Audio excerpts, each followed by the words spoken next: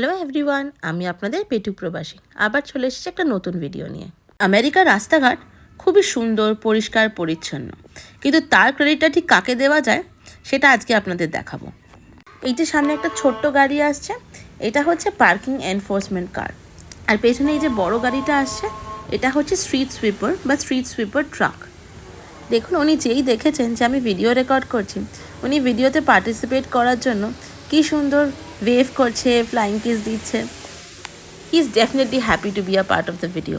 Jersey city যেহেতু খুব busy একটা এরিয়া, তাই এখানে স্ট্রিট পার্কিংটা খুব কমন। এখানে অ্যাকচুয়ালি অত ফ্রি স্পেস নেই যেখানে সবাই ইজিলি নিজের বাড়ির সামনে গাড়ি রাখতে পারে।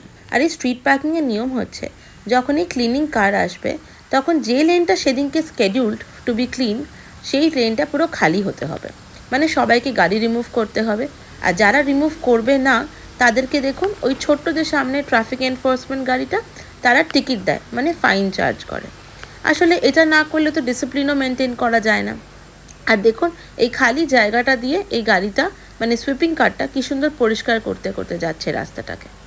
প্রত্যেকটা রাস্তার একটা ক্লিনিং স্কেডিউল আছে, মানে কোন দিন আর কোন সময় সেই রাস্তাটা পরিষ্কার হবে।